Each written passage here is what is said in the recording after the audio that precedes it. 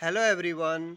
आज के इस वीडियो में मैं अपने आरआरबी टेक्नीशियन के आंसर की आ जाने के बाद अपने मार्क्स को भी आप सबके साथ साझा करूंगा और अपने एग्ज़ाम एक्सपीरियंस को भी आप सबके साथ साझा करूंगा, जो कि आपको आपके अपकमिंग एग्ज़ाम प्रिपरेशन में काफ़ी हेल्प करेगी। हेलो एवरीवन, मैं ब्रजेश श्रीवास्तव एक्सपर्ट स्टडी पर आपका वेलकम करता हूं। शुरू करने से पहले आपसे एक चीज़ कहना चाहूँगा कि इस चैनल पे मैं बहुत ही वैल्यूएबल इन्फॉर्मेटिव वीडियो अपलोड करते रहता हूँ और आपका एक छोटा सा सब्सक्राइब करना हमें प्रोत्साहित करता है कि और भी ज़्यादा से ज़्यादा वैल्यूएबल कंटेंट अपलोड किया जाए। तो आप पहली बार इस चैनल पे आए हो तो सब्सक्राइब ज़रूर कर देना, साथ ही उन एस्पिरेंट तक भी साझा कर देना जिन्हें आवश्यकता हो। तो आप सबको पता होगा कि 2024 में मैंने ज़्यादा एग्ज़ाम नहीं दिए थे। बस 2024 के एंड में मैंने बस सिर्फ 3 एग्ज़ाम में अपीयर हुआ। एक एग्ज़ाम जिसकी मैं प्रिपरेशन करता हूँ, सिर्फ वो एग्ज़ाम, और इसके अलावा 2 एग्ज़ाम जैसे कि आरआरबी जेई और आरआरबी टेक्नीशियन का मैंने फॉर्म अप्लाई किया हुआ था, तो इन दोनों एग्ज़ाम में अपीयर हुआ था। और आप सबको बताया हुआ था कि मैंने आरआरबी जेई में 95 क्वेश्चन सॉल्व करके आए थे और 5 क्वेश्चन ना सॉल्व करने का अफसोस रह गया था। इसके पहले आप सबको पता होगा कि आरआरबी एनटीपीसी 2019 के एग्जामिनेशन में मैंने 100 के 100 क्वेश्चन सॉल्व किए थे और उसमें मेरे क्या स्कोर रहे थे आप सब ने देखे भी होंगे। और अब सवाल ये आता है कि आरआरबी टेक्नीशियन के एग्ज़ाम में मैंने कितने क्वेश्चन सॉल्व किए, क्या स्कोर रहा था, तो इस पे मैं बात कर लूँ। और अब बात करते हैं कि आरआरबी टेक्नीशियन में मेरा कितना रॉ स्कोर बना। तो आप सबको पता होगा कि जैसे मैं आरआरबी जेई का एग्ज़ाम दे के आया था तो आप सबको बताया भी था कि मैंने 95 क्वेश्चन सॉल्व किए हैं और 5 क्वेश्चन को सॉल्व नहीं करने का अफसोस रह गया है। तो वही जब आरआरबी टेक्नीशियन का एग्ज़ाम में अपीयर हुआ तो मैंने इस बार 100 के 100 क्वेश्चन सॉल्व किए और मेरे 94 करेक्ट हुए और 6 क्वेश्चन इनकरेक्ट हुए। और जो 6 क्वेश्चन इनकरेक्ट हुए वो इनकरेक्ट नहीं होने लायक थे। यानी कि आप सब ने मेरे वीडियो से ज़रूर सीखा होगा कि एग्ज़ाम में बहुत ज़्यादा मुश्किल, बहुत ज़्यादा टफ सवाल नहीं पूछा जाता है। जो 6 सवाल मेरे से गलत हुए थे उनको केयरफुली ऑब्जर्व किया और ये पता लगा कि वो सवाल गलत होने लायक नहीं थे। तो यहाँ पे एक बहुत बड़ा लर्निंग लेसन है कि एग्ज़ाम में हम चाहे कितना भी एफ़र्ट लगाएं, कुछ ना कुछ सिली मिस्टेक हो ही जाता है।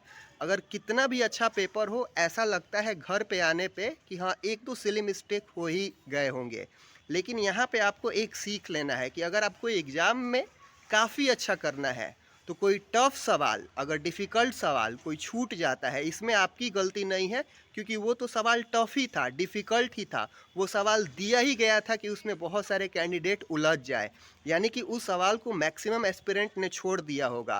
सवाल जिसको मैक्सिमम एस्पिरेंट छोड़ देते हैं वो रिजल्ट डिसाइड नहीं करता है।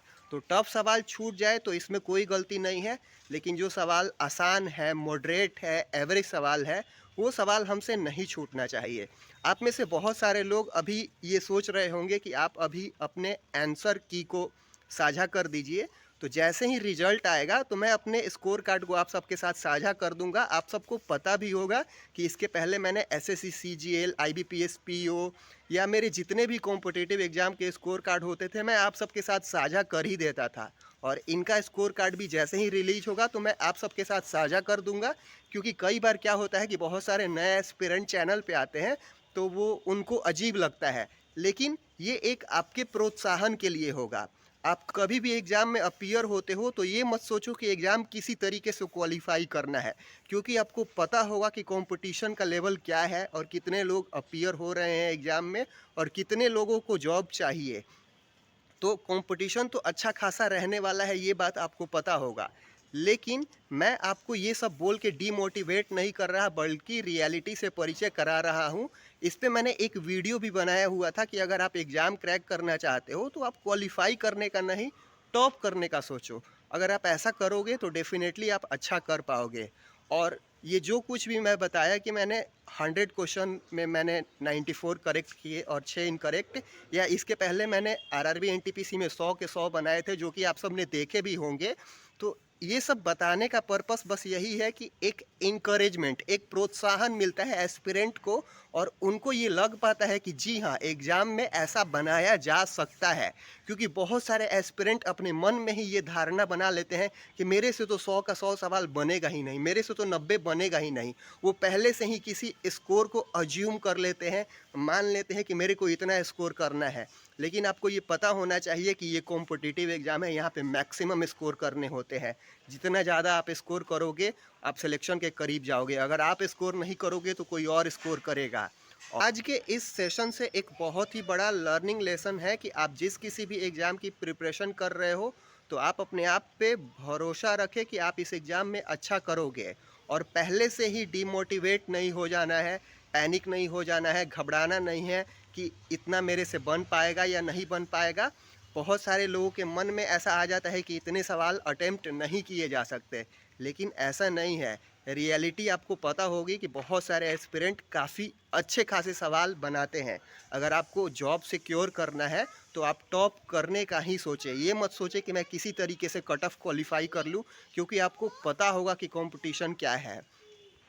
ऑप्टिमिस्टिक हो करके आप अपने आंसर की को अच्छे से एनालाइज करना, उसमें देखना। आपको बारीकी से जब देखोगे तो आपको पता चलेगा कि तो बारीकी से आप अपने आंसर की को एनालाइज करोगे, देखोगे तो आपको पता चलेगा कि बहुत सारा ऐसा सवाल आपसे गलत हुआ होगा या नहीं बना होगा जिसको आप बना सकते थे।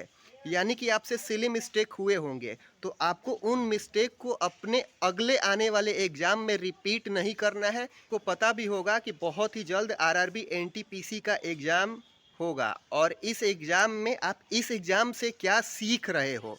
यानी कि आप रेलवे एनटीपीसी में अपीयर होने से पहले जो जो एग्ज़ाम दिए हो, जैसे कि एएलपी का, जेई का, टेक्नीशियन का, इन एग्ज़ाम से आपने क्या सीखा, और उस लर्निंग लेसन को उससे सीख करके आप उसको एनटीपीसी में अप्लाई करना। और जाहिर सी बात है कि वो सारी मिस्टेक आप नहीं करोगे तो डेफिनेटली आप आरआरबी एनटीपीसी में अच्छा स्कोर करोगे। और अभी के लिए इतना ही, लेकिन एक चीज़ और मैं ऐड करना चाहूँगा कि आप सकारात्मक सोच के साथ, दृढ़ संकल्प के साथ, भगवान में आस्था रख के प्रिपरेशन करें। जो एग्ज़ाम आपने दे दिया है, अब उसके बारे में ना सोच करके अपने आगे आने वाले एग्ज़ाम के बारे में और अच्छे से चिंता नहीं, चिंतन करें। आप उसमें सोचें कि कैसे बेहतर कर सकते थे। जब आप सवाल तलाश करोगे तो आपको जवाब भी मिलेगा। और मुझे इतना यकीन है कि एक्सपर्ट स्टडी के जितने भी सब्सक्राइबर देख रहे हैं, और मुझे पता है कि एक्सपर्ट स्टडी के जितने भी सब्सक्राइबर देख रहे हैं, वो सभी मैक्सिमम एस्पिरेंट गवर्नमेंट जॉब की प्रिपरेशन करने वाले हैं। और उन सबको बेहतर तरीके से पता है उनकी स्ट्रेंथ क्या है, वीकनेस क्या है। तो अपनी वीकनेस पे वर्क करें, उसको सही करें, अपनी वीकनेस को स्ट्रेंथ में बदलें। और वो दिन दूर नहीं जब आप भी अपने सपनों को साकार कर पाइए, और वो दिन दूर नहीं जब आप भी अपने सपनों को साकार कर पाइए।